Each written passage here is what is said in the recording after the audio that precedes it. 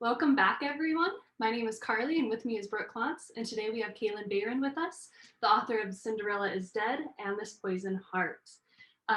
Be sure to check them out on Amazon and Barnes & Noble. I believe, are they available at local bookstores as well? Yes, everywhere books are sold. Yeah. Mm-hmm. And so our goal is to equip writers with the tools necessary to become a successful author. And we think Kalynn is going to be the perfect person to help you do that. So Kalynn, can you tell us what's the number one method you have found for getting your name out there and what's worked best for you? So I think that the biggest thing for me is to, social media is extremely helpful. It's not everyone's cup of tea, and that's totally understandable because social media can also be kind of a toxic, weird place. But for me, it works. I get to kind of interact with my readers and other people in publishing and other authors.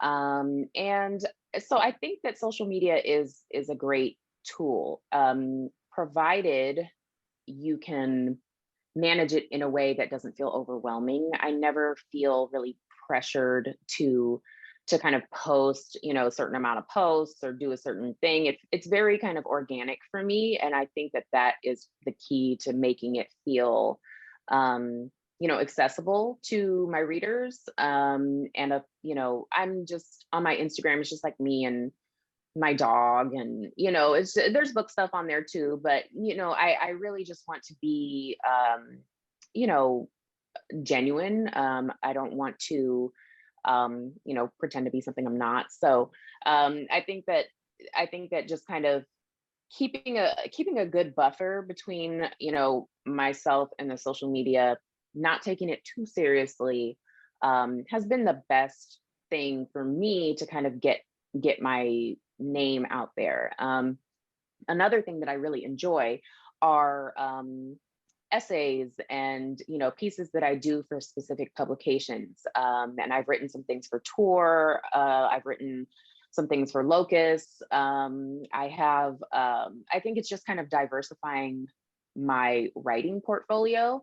So I had done, I've published some short stories and lots of essays and different, editorial pieces and novels, of course. And so I think it's just about kind of just looking for other ways to kind of get your work out there. But social media, I think, is probably the number one thing. Mm-hmm. Have you been able to expand your readership with Instagram or social media? Yeah, so I used to be really bad at Instagram. Like it was one post every few months, and I was just not, because I didn't really know what I was doing. I was like, nobody wants to see my, what I ate for breakfast or whatever. But I've found a way to kind of make it more personal, which, not too personal, but enough to where, people can kind of get a glimpse of, what I do on a daily basis if they're interested, and, book stuff, of course. But I think it's definitely expanded my reach because I've had opportunities come up via social media that maybe I wouldn't have had if I didn't have that platform. And it really is helpful when I'm interacting with readers in other places, because sometimes that's the number one way that we interact. And so, yeah, it's definitely expanded the readership and the interaction with my readers. Uh-huh. What kind of opportunities has social media enabled you to do? I get asked to do panels. I get asked to speak at different functions, and I have a team of people who are kind of helping me do these things with my publisher. But it's nice sometimes to get I'll get an email that's like, hey, we have a book club, and it's like maybe 2 or 3 kids, and would you be willing to just kind of pop in and say hi? And yes, of course, I love that. And I love interacting, especially with the younger readers, because they're so, oh my goodness, they're so smart and they're so passionate, and they just make my day. So I get these invites from teachers all the time, like, can you pop in for our class or for our book club? And I love that. So yeah, so it's given me it's given me lots of opportunities. It also, you know, it puts Cinderella is Dead and This Poison Heart and my other work in front of people who maybe want to expand on it, you know, with character art, or I had one reader who reached out to me who was doing her entire like thesis on like fairy tale reimaginings, and used Cinderella's Dead as kind of like this central piece of that research, and I was just like, oh my god, really? Like, that's amazing. So yeah, it's lots of different things because of the social media. Mm-hmm. Were you able to pick out your beautiful covers and the title as well? Because I mean, the title and the cover alone is just Yes. So for the title, it's almost always been Cinderella is Dead. I think that in the very, very early stages, I considered calling it Cinderella's Tomb, but it just didn't stick, and I was like, no, I'm gonna go back. And so that's been there from pretty much from the jump, and I love that. It's I always feel like it's something that if I saw that at a bookstore or a library, I would pick it up no matter what, just to see what that means and what that's about. And as far as the covers, I luckily had a lot of input there. And that's not something that authors always get to do. So I was very fortunate that Bloomsbury allowed me to have a lot of creative input there. And Manzi Jackson did the cover for Cinderella's Dead, and the US cover, the purple cover. And it was perfect. Bloomsbury said, what do you want? You know, what do you want on the cover? And I was like, has to be a Black girl. She has to have her natural hair out. Other than that, but it has to have that. And they said, okay. And they really supported that. And I'm so grateful, because that cover is almost exactly how I see Sophia in my head when I created her. So it really, the first time I saw it, I just cried, just bawled my eyes out, because it really just felt so accurate and special. And it just, yeah, it's been really amazing. And then, you know, the UK cover, the blue cover, is a little different. It's a different art style, which I think is fabulous, and it's beautiful. And then for This Poison Heart, I just knew that I wanted Briseis on the cover.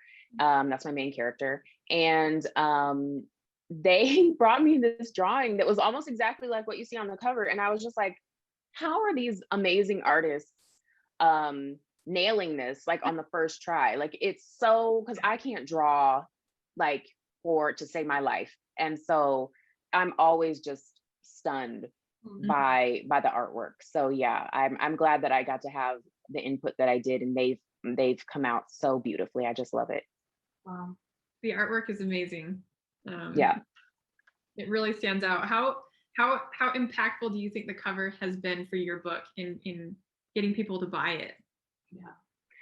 Yeah, I think it's been hugely impactful. I think that there's just something about seeing, you know, Sophia on the cover, the way that she's kind of looking, she's not smiling, she seems very determined, like her whole just kind of vibe is again, it's, if I saw that and it wasn't my book, like if I saw that, I would pick it up, no questions asked. And so that's kind of what we want, right? Like we say don't judge a book by its cover, but you know, sometimes you can. So yeah, I think it has a lot of impact on people, you know, just picking it up to see what it's about. Mm-hmm. What I really loved about your title too is it rang true throughout the whole novel. I mean, even the opening page, I don't want to give any spoilers away, but it's like, okay, like I'm like, is it like, I don't know, a metaphor for something? But no, it rang true through the whole novel and carried itself out. So. Yeah. And I love, you know, when you get to the point in the novel where one of the characters says the title, like that's my favorite one of my favorite things about just as a reader. So, you know, I kind of, when Constance says, you know, Cinderella is dead, I was like, yeah, this works. And it's just a fun thing as a writer to kind of see that carried through. Yeah. Mm-hmm. Very cool. So what advice would you give to writers who are publishing a book to get the book beyond just their family, so that it's not just their family buying it to support them? Yeah, so I think that if you can, so regardless of whether you're traditionally published or self-published, it's always good to have kind of tools that let you promote yourself. And I have found Canva online to be extremely helpful to me in creating graphics. And, sometimes I will get a bit of news, from my publisher, and maybe it's a weekend or something, and they don't necessarily have the time to like sit down and make me a bunch of graphics right then. I've taught myself how to use Canva and I love it. And so I think that having other kinds of, whatever it is, whether it's Photoshop or Illustrator or, anything that you can kind of get your hands on to learn how to make graphics for announcing things. I think also just having a social media presence doesn't have to be some huge thing, but a place or a website, something where you definitely have a website. That's probably, one of my top 5 things. Make a website, go on Wix or whatever you have to do. It doesn't have to be super professional, just has to be very kind of clean, where people can find your book, links to buy your book, cover images, links to Goodreads if you're trying to get people to add. Make it really easy for people to be able to find your work and to buy it, or to promote it, themselves. So I think it's just about that ease of access, having something that makes it really easy for people to find you and your work. Have you found an email list to be valuable? I have not, but that's just me. I I have I'm writing 3 books at the same time right now, and I have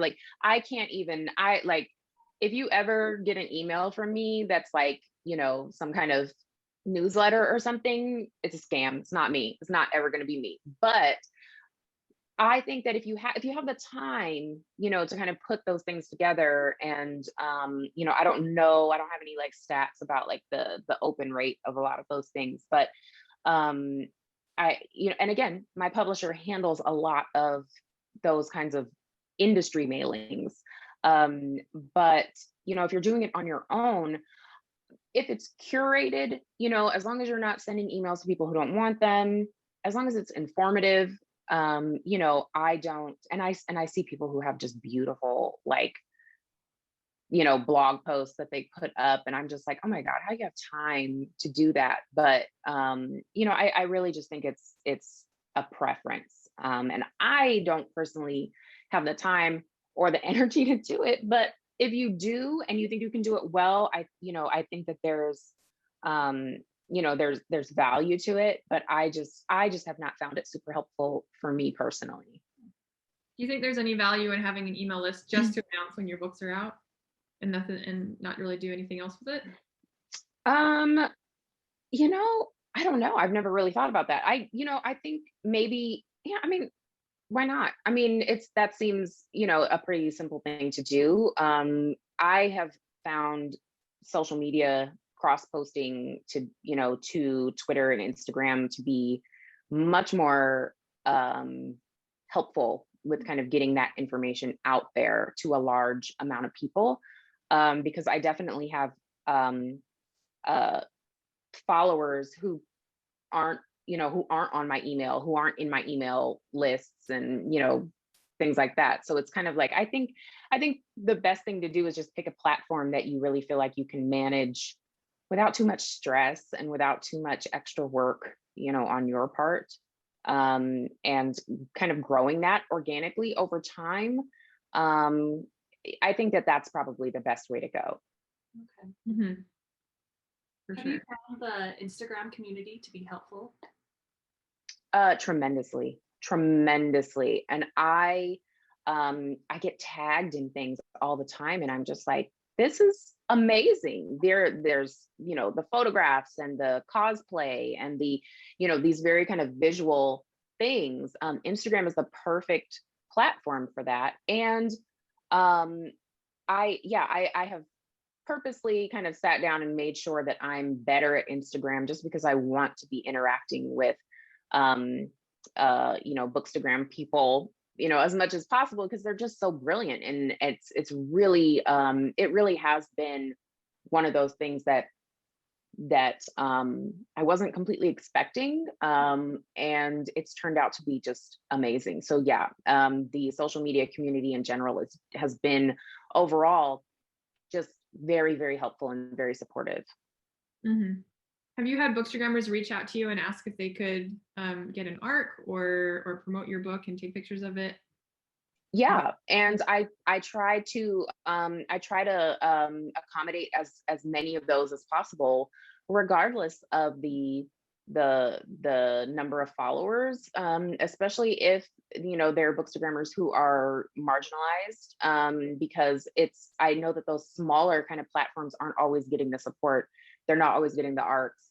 And so, yeah, I try to either myself personally to accommodate as many of those requests as I can, or I, will forward them to my team so that they can kind of do some mailings and things like that. So yeah, it's been super helpful, and people do reach out, and I don't mind that at all. Mm-hmm. Cool. So go ahead. Go ahead, Karlie, you go. This is off list, but so I'm 30 and I loved this book. So I was just kind of curious, as far as marketing, do you try to market more towards like young adult readers, or do you market just broad across? Because I feel like a lot of adults read young adult book. So sure, yeah. And my target audience is always young readers. They are always at the front of my mind. When I get to a place in my drafting that it's more forward facing. So for me, the very beginning part of the drafting process is very inward, like it's just me and this story kind of telling it to myself so that I can get it right. And once I move past that stage, then I start to think about the readers. And first in my mind is always my young readers. And I feel very passionately about young readers having access to stories like this, and so they're always at the front of my mind. However, I'm 37, so I wrote this book, and I have friends who are reading this book, and so I understand that adult readers will find it, and I hope they love it too. But the people that are in the front of my mind most of the time are the young readers, because that's really who it's for. But I read young adult, like I read YA, not just because I write in it, but because I love it. And I read probably 2 or 3 different YAs every week. I'm a very fast reader. I love books, obviously, that's why I'm a writer, but I just really feel like it's such a great space to explore, different themes. And I wanted that as a kid, as a 15, 16-year-old, like I really wanted to see that. And I didn't have a lot of, that kind of representation in books. And so I'm writing these stories for that kind of younger version of myself. And I think that that's something that even as an adult, when we come to this space to read, we can still identify with those themes. I think most of us understand what it's like to be, kind of trying to find your way when you're 15 or 16 and navigating, friendships and maybe relationships for the first time, and parents and, society in general. So yeah, I think there's something really appealing about this age range for everybody. Yeah, like you go through the most change at that age, and you like learn the most about yourself and the most about the world. Yeah. Do you have an ARC team, and how did you put it together, if you do? So I two different things happen usually when I get ARCs. I have like a running list of writer, publishing, bookish friends. They're authors, they're booksellers, they're bookstagrammers, they're, you know, all different kinds of people that I just know, and I have their contact info. So I'm like, let me make sure that all these people, and I just send the list to my publisher. And then my publisher has their own list of people that they reach out to. And I don't know who's on that list exactly. But I see the ARCs out there, especially on Instagram. And they're getting into the hands of people that are really just taking it and running with it. And so I'm really happy about that.